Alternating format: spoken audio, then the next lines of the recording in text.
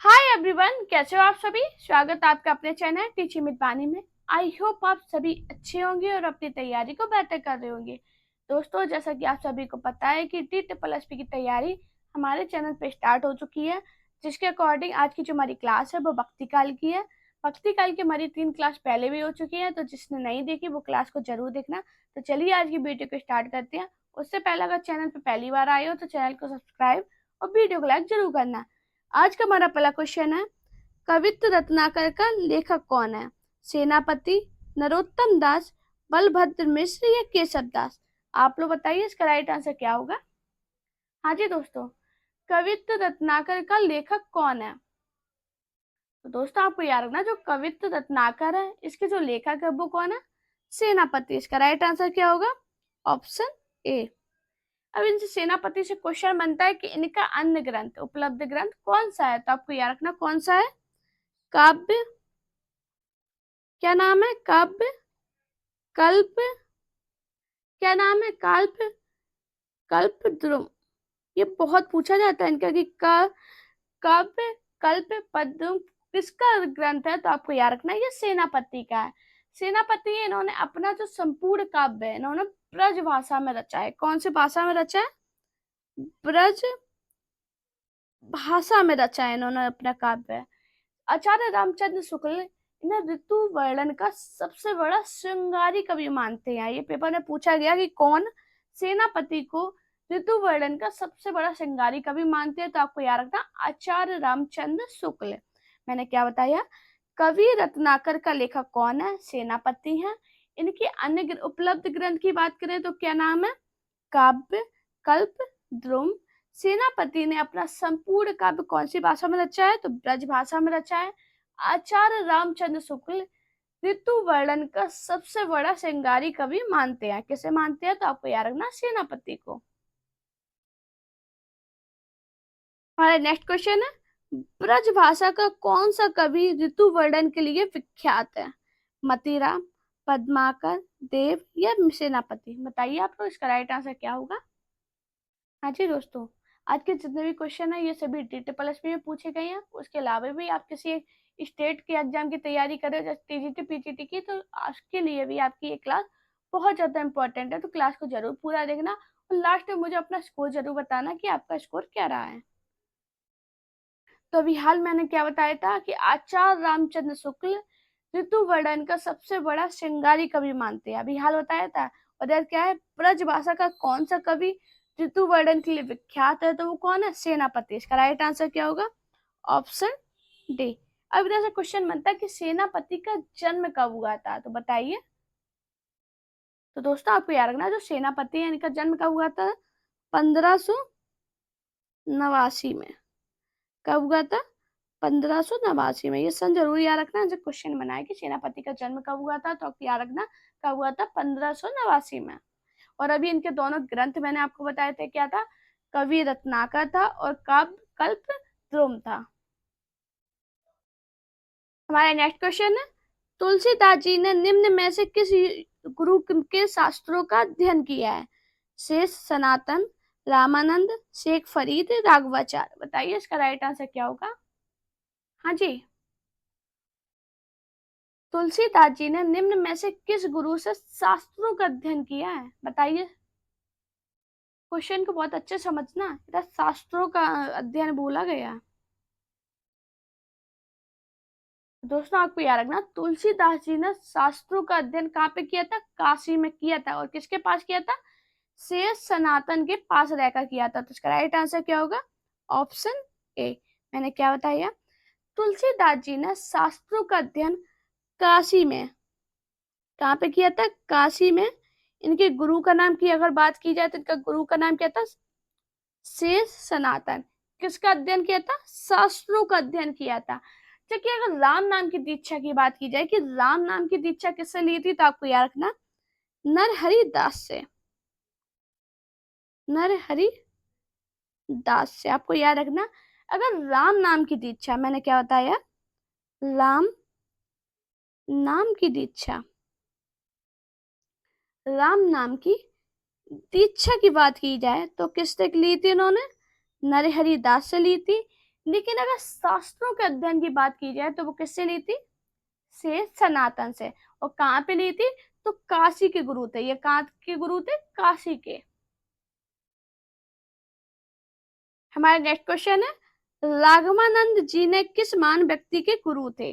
कबीर, माधवाचार्य, रामानंद या सूरदास? बताइए आप लोग, इसका राइट आंसर क्या होगा? हाँ जी दोस्तों, राघवानंद जी किस महान व्यक्ति के गुरु थे? तो दोस्तों आपको याद रखना, राघवानंद जी हैं वो रामानंद के गुरु थे। तो इसका राइट आंसर क्या होगा? क्या होगा? Option C. इधर से बनता है कि नावा दास के भक्तमाल में रामानंद के 12 शिष्यों का वर्णन किया गया है। तो मैंने क्या बताया? नाभा दास के नाभा दास के भक्तमाल भक्तमाल मैंने क्या बताया आपको? मैंने क्या बताया था कि रामानंद के भक्तमाल में 12 शिष्यों का वर्णन आपको मिलता है। आचार्य हजारी प्रसाद द्विवेदी ने रामानंद को आकाश धर्म गुरु कहा है। क्या बोला? आचार्य जो हजारी प्रसाद द्विवेदी हैं, इन्होंने रामानंद को क्या बोला है? आकाश धर्म गुरु। किसने कहा है? हजारी प्रसाद द्विवेदी ने। और किसे कहा है? किसे कहा है? रामानंद को। रामानंद को क्या बोला हजारी प्रसाद द्विवेदी ने? आकाश धर्म गुरु।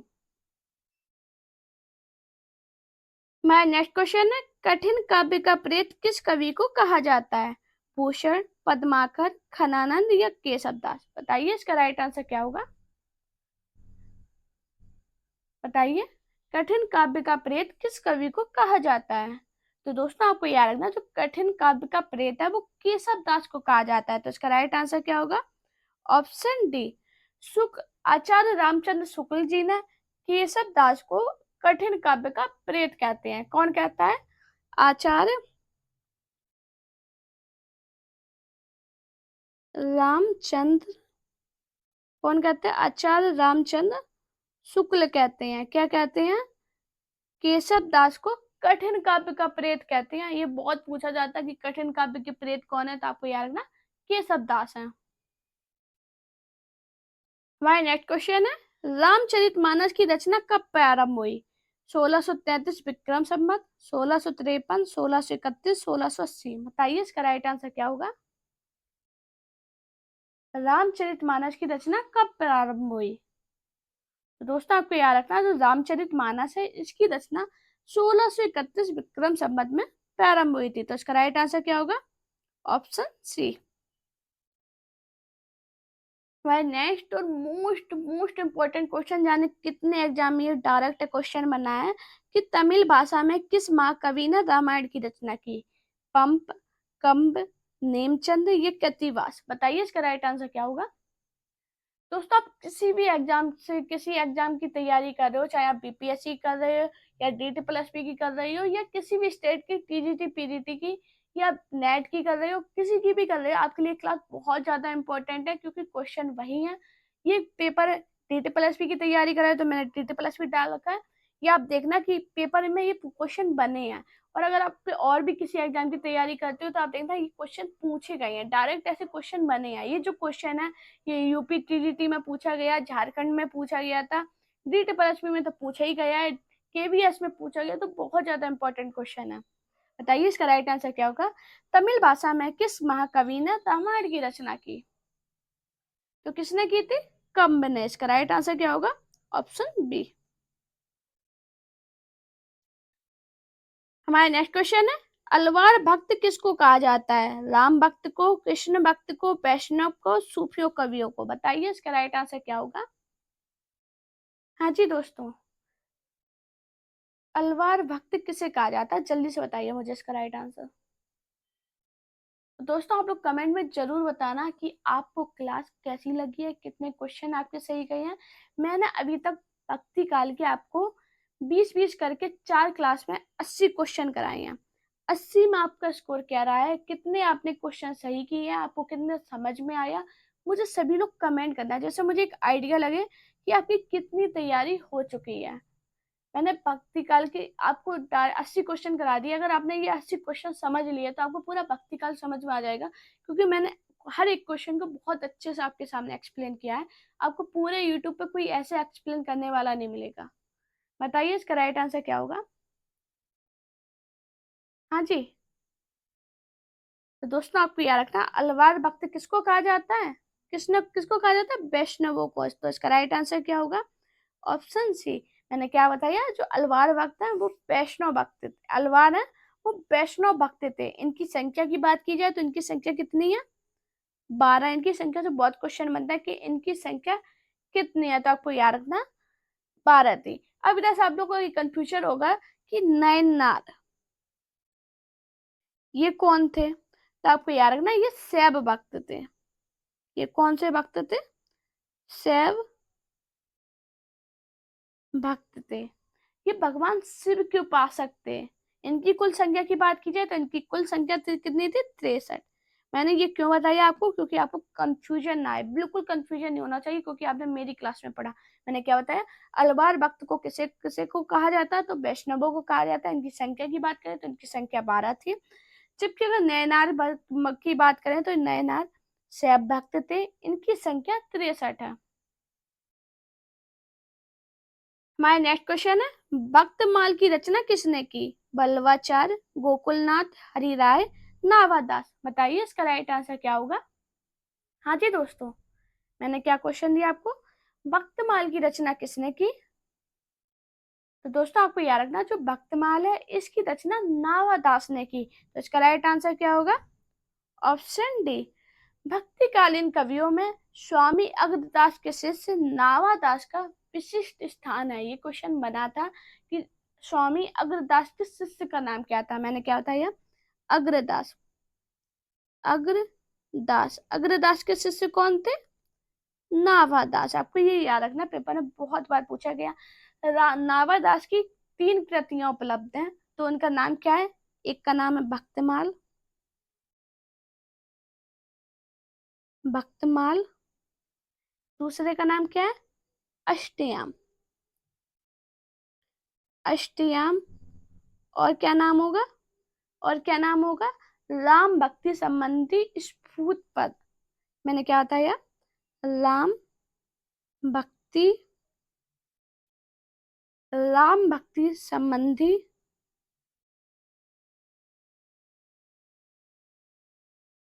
क्या होगा, स्फूट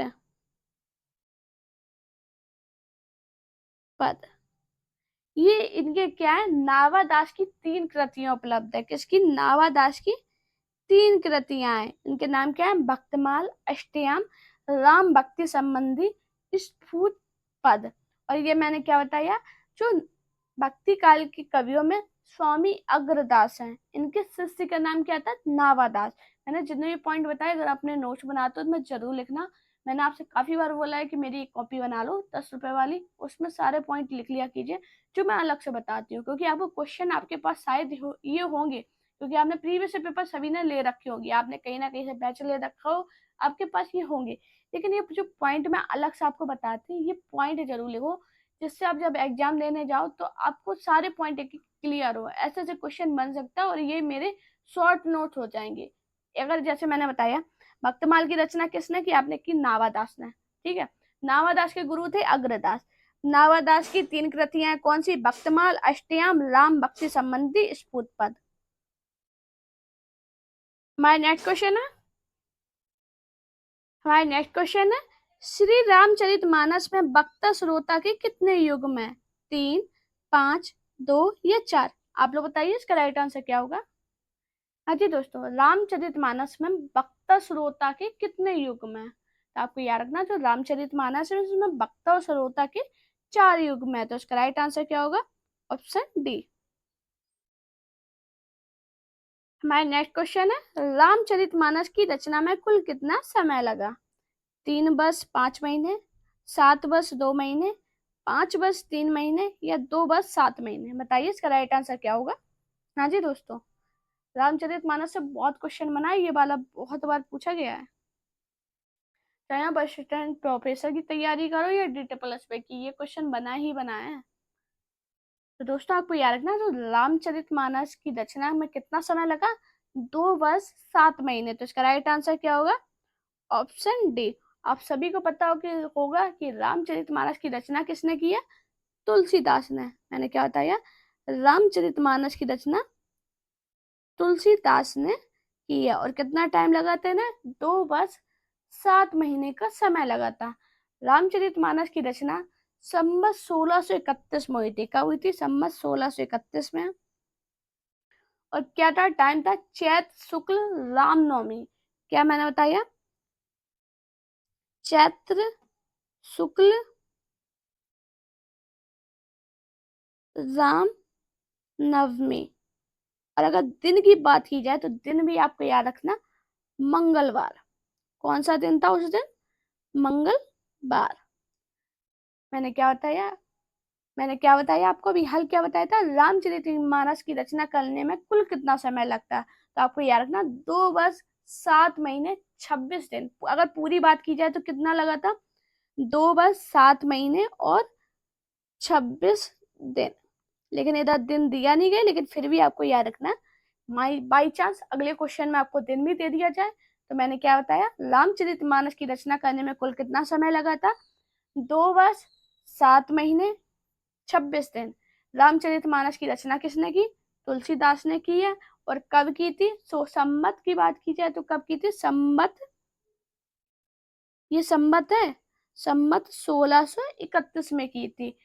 चैत्र शुक्ल रामनवमी मंगलवार को प्रारंभ हुई थी। दिन भी याद रखना, मंगलवार। हाँ जी, अभी तक आपको इधर पता होगा, आज पता चला होगा कि चैत्र शुक्ल रामनवमी। काफी लोग पता होगा, अगर बैच ले रखा होगा तो आपको पता होगा, आपने पढ़ रखा होगा। मैं ये नहीं कहूंगी मैं महान हूँ कि मैंने ही बताया, नहीं, काफी लोगों ने, अगर जिसने बैच ले रखी है या किसी अच्छी बुक से पढ़ा है तो आपको ये पता होगा। लेकिन मेरा बताना फर्ज है कि मेरे चैनल पे जितने भी लोग पढ़ रहे हैं उन्हें हर एक पॉइंट पता रहे कि कब हुई थी रचना, कब क्या हुआ, सब कुछ पता होना चाहिए।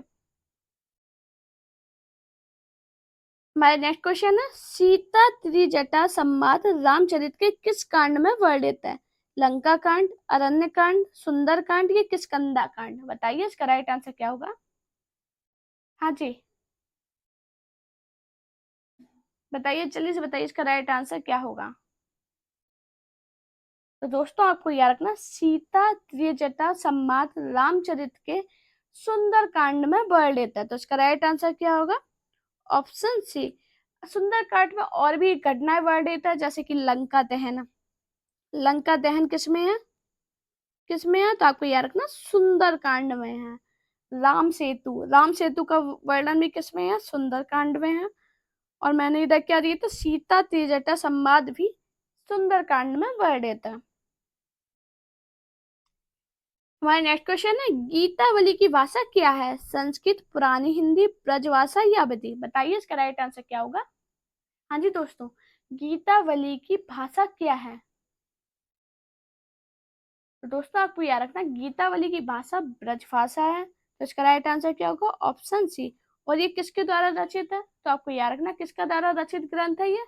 तो आपको याद रखना, गोस्वामी तुलसीदास।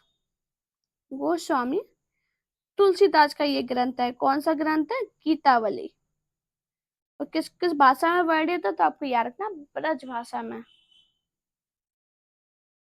हमारा नेक्स्ट क्वेश्चन है, रामचरितमानस में कितने कांड या सोपान है? 9 7 8 6। बताइए इसका राइट आंसर क्या होगा? ये दोस्तों DSSB में ही 3 बार पूछा गया और बाकी एग्जाम में पूछा गया, उसकी तो बात ही अलग है। तो बताइए, जल्दी से बताइए कितने सोपान है? तो आपको याद रखना, रामचरितमानस में कुल 7 कांड है, जिसे हम सोपान भी कहते हैं। तो इसका राइट आंसर क्या होगा? Option B.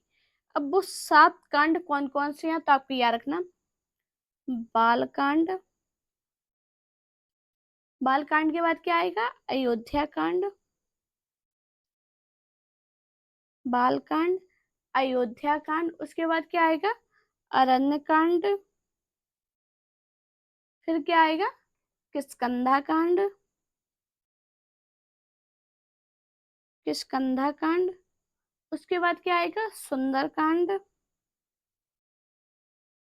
फिर क्या आएगा? लंका कांड। लंका कांड, उसके बाद क्या आएगा उत्तरकांड।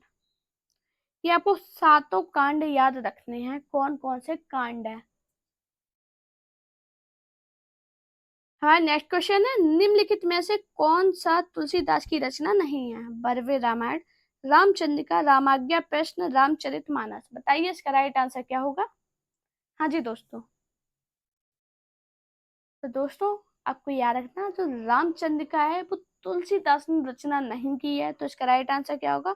ऑप्शन बी है। सभी के दिमाग में आया होगा रामचंद्रिका, चलो तुलसीदास ने की, मैंने बता दिया। अब ये रचना की किसने है, तो आपको याद रखना, रामचंद्रिका की रचना किसने की है। केशव दास ने, केशव दास ने। दोस्तों मैंने रचनाओं की आपको बहुत सारी क्लास पढ़ाई हैं, जिसमें कुछ इंपॉर्टेंट क्लास है उसका मैं आपको फिर से रिवीजन करा दूंगी, वो रचनाएं जरूर याद कर लेना, क्योंकि वो रचनाएं ऐसी हैं पेपर में बहुत ज्यादा ट्रेंडिंग में रही है। मैं आपको दोबारा से उसका रिवीजन करा दूंगी, वो रचनाएं जरूर याद कर लेना। माय नेक्स्ट क्वेश्चन है, निम्नलिखित में से कौन राम भक्ति शाखा के कवि नहीं है। तुलसीदास, अग्रदास, सूरदास या हेदरा। बताइए इसका राइट आंसर क्या होगा। हाँ जी, दिए गए भक्तिकालीन कवियों में राम भक्ति शाखा के कवि कौन नहीं है। तो वो कौन नहीं है, सूरदास। सूरदास है वो राम भक्ति शाखा के कवि नहीं है। तो आप लोग सोच रहे हो कि राम भक्ति के नहीं है तो कौन सी भक्ति के हैं, तो आपको याद रखना, ये कृष्ण भक्ति शाखा के प्रतिनिधि कवि हैं। कौन सी भक्ति के हैं ये, कृष्ण भक्ति। सूरदास कृष्ण भक्ति शाखा के प्रतिनिधि कवि हैं। इन्हें पुष्टि मार्ग का जहाज कहा जाता है। क्या बोला जाता है, पुष्टि मार्ग का जहाज। किसे कहा जाता है, सूरदास को क्या बोला जाता है, पुष्टि मार्ग का जहाज कहा जाता है। सूरदास है ये राम भक्ति शाखा के कवि नहीं है, बल्कि ये कृष्ण भक्ति शाखा के प्रतिनिधि कवि हैं। और तुलसीदास है वो राम भक्ति शाखा के कवि हैं। क्या बताया मैंने, तुलसीदास राम भक्ति शाखा के कवि हैं। अग्रदास तथा हेदराम ये भी राम भक्ति शाखा के कवि हैं। माय नेक्स्ट क्वेश्चन है, कृष्ण गीतावली की रचयिता कौन है। तुलसीदास, नंददास, परमानंददास या सूरदास। बताइए इसका राइट आंसर क्या होगा। हाँ जी दोस्तों, जल्दी से मुझे सभी लोग आंसर बताइए, कृष्ण गीतावली के रचयिता कौन है।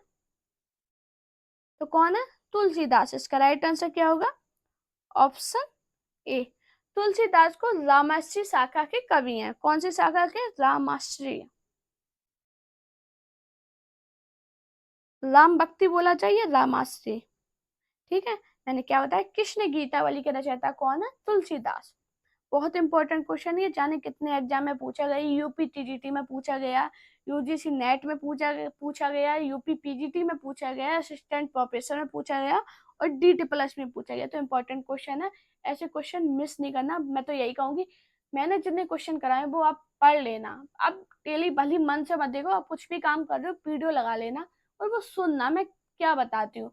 वो क्लास आपको इतनी ज्यादा फायदा करेगी, अब जब क्लास देखोगे, आप एग्जाम देने जाओगे, आपको खुद समझ में आएगा मैं क्यों बार बार कहती थी कि पूरी क्लास जरूर देखना। मैं नेक्स्ट क्वेश्चन है, कौन सी रचना प्रबंध काव्य की नहीं है। रामचरितमानस, कामायनी, पद्मावत या विनय पत्रिका। बताइए इसका राइट आंसर क्या होगा। हाँ जी, तुलसीदास कृत विनय पत्रिका प्रबंध काव्य की नहीं है, तो इसका राइट आंसर क्या होगा, विनय पत्रिका। और किसके द्वारा है ये, तो आपको याद रखना, तुलसीदास।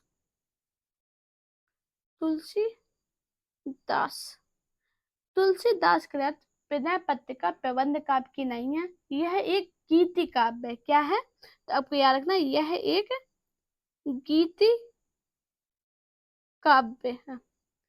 बिना, जबकि रामचरितमानस, पद्मावत और कामायनी ये किस में आते हैं, प्रबंध काव्य की श्रेणी में आते हैं। तो आपको याद रखना, जो ये चीजें हैं ये तीनों ये किस में आते हैं, प्रबंध काव्य में, प्रबंध काव्य में। जबकि अगर इसकी बात की जाए विनय पत्रिका की, तो ये गीति काव्य में आती है। और किसके द्वारा रचित है, तो आपको याद रखना, तुलसीदास के द्वारा रचित है। हमारा नेक्स्ट क्वेश्चन है, अहिंसावाद और प्रपत्तिवाद किस संप्रदाय की देन है? सूफी संप्रदाय, वैष्णव संप्रदाय, शाक्त संप्रदाय या शैव संप्रदाय? बताइए इसका राइट आंसर क्या होगा। प्लीज दोस्तों आप लोग सपोर्ट कीजिए, मैं प्रॉमिस करती हूँ आपके लिए इतनी अच्छी क्लास लेके आऊंगी, आपको पूरे यूट्यूब पे नहीं मिलेगी। अभी भी मैं जिस तरह से पढ़ाती हूँ आपको पूरे यूट्यूब पे नहीं मिलेगी। भले ही आपको वो 50 क्वेश्चन करा देती हूँ, वो आपको 20 मिनट में 50 क्वेश्चन करा देंगे, लेकिन उस 50 क्वेश्चन करने का कोई मतलब नहीं है अगर हमें उन क्वेश्चन को समझ में नहीं आए। प्रीवियस पेपर क्यों लगाता है? प्रीवियस पेपर इसलिए लगाए जाते हैं कि उसका हर एक पॉइंट को समझे स्टूडेंट, कि इसमें हर एक पॉइंट से क्या क्वेश्चन बन सकता है। अगर उस तरह से आपने लगाया प्रीवियस पेपर, तब तो समझ में आता कि आपने प्रीवियस से लगाया। आपने भले आपने 20 क्वेश्चन कर लिए, 20 क्वेश्चन में आपको जाने कितने क्वेश्चन तैयार हो गए मेरे चैनल पे, और यही आपने दूसरे चैनल से पढ़ाई की, आपने 50 क्वेश्चन कर लिए। वो 20 मिनट में आपको 50 क्वेश्चन करा देंगे, क्वेश्चन बताएंगे आंसर बताएंगे, क्वेश्चन बताएंगे आंसर। इन क्वेश्चन का कोई फायदा नहीं होता है। आपको इस टाइम लगेगा आज मैंने 50 क्वेश्चन पढ़ लिए, लेकिन उन 50 क्वेश्चन का कोई फायदा नहीं है अगर आपको चीजें समझ में नहीं आ रही। इसलिए मैं इतना एक्सप्लेन करती हूँ। प्रीवियस पेपर सही मायने में ऐसी ही लगाई जाती है, उसके हर एक पॉइंट को समझा जाता था। तो मैंने इधर क्वेश्चन आपको क्या दिया, अहिंसावाद और प्रपत्तिवाद किस संप्रदाय की देन है? तो आपको याद रखना, जो अहिंसावाद और प्रपत्तिवाद है ये वैष्णव संप्रदाय की देन है। तो इसका राइट आंसर क्या होगा? Option B. ये क्वेश्चन बहुत इंपॉर्टेंट है, ये भी बहुत बार पूछा गया। मैंने क्या बताया, अहिंसावाद और प्रपत्तिवाद किस संप्रदाय की देन है? तो वैष्णव संप्रदाय की। हमारा नेक्स्ट क्वेश्चन है, विनय पत्रिका की भाषा कौन सी है? ब्रज भाषा, मैथिली भाषा, अवधी भाषा या भोजपुरी भाषा? बताइए इसका राइट आंसर क्या होगा। ये भी बहुत इंपॉर्टेंट क्वेश्चन है, बहुत बार रिपीट हुआ है। हाँ जी, तो दोस्तों आपको याद रखना, विनय पत्रिका की भाषा है वो ब्रज भाषा है। तो इसका राइट आंसर क्या होगा? Option A. इसमें राम गीतावली या विनय विनयावली के नाम से भी कहते हैं, क्या कहते हैं इसे? राम गीतावली, या क्या कहते हैं इसे विनय पत्रिका को? विनयावली। जितने पॉइंट बताती हूँ सब अपने नोट्स में लिखा कीजिए। यह एक क्या है? गीत काव्य है। क्या है? तो आपको याद रखना, यह एक गीत काव्य है। इसमें विभिन्न राग रागनियों का प्रयोग हुआ है, और इसमें प्रधान रस कौन सा है? शांत। अगर आपसे ये पूछा जाए तो बिना पत्ते का इसमें प्रधान रस कौन सा है, तो आपको याद रखना कौन सा है? शांत रस। और ये किसके द्वारा रचित है? तो आपको याद रखना इसे तुलसीदास ने काशी में लिखा था। किसने लिखा? तुलसीदास ने लिखा है। और कहाँ पे लिखा है? तो आपको याद रखना काशी में लिखा है। जितने भी पॉइंट बताती हूँ सब लिखा कीजिए। मैंने क्या बताया, मैं फिर रिपीट कर रही हूँ। विनय पत्रिका की भाषा ब्रजभाषा है। इसे राम गीतावली या विनयावली भी कहते हैं। यह एक गीति काव्य है। इसमें विभिन्न राग नागनियों का प्रयोग हुआ है। इसमें अगर प्रधान इसकी रस की बात की जाए तो इसका रस जो है वो शांत रस है। इसे तुलसीदास ने काशी में लिखा था। दोस्तों अगर आपको मेरी वीडियो पसंद आई हो तो वीडियो को लाइक कीजिए, चैनल को सब्सक्राइब कीजिए और अपने दोस्तों से वीडियो को शेयर जरूर करना। साथ में मेरा टेलीग्राम अकाउंट टीचिंग विद बानी और मेरा इंस्टाग्राम अकाउंट वानी शर्मा ऑफिशियल मुझे फॉलो कीजिए। आपको कोई दिक्कत हो रही है आप मुझे डायरेक्ट इंस्टाग्राम पे मैसेज करना। और आपको अगर मेरे चैनल की पीडीएफ चाहिए, मेरे चैनल से रिलेटेड कोई भी इंफॉर्मेशन चाहिए, तो मेरा टेलीग्राम चैनल जरूर ज्वाइन कर लेना। उस पर आपको सारी इंफॉर्मेशन मिल जाएगी। बस अपना प्यार और सपोर्ट चैनल पर इसी प्रकार बनाए रखिए। Thank you guys for watching this video.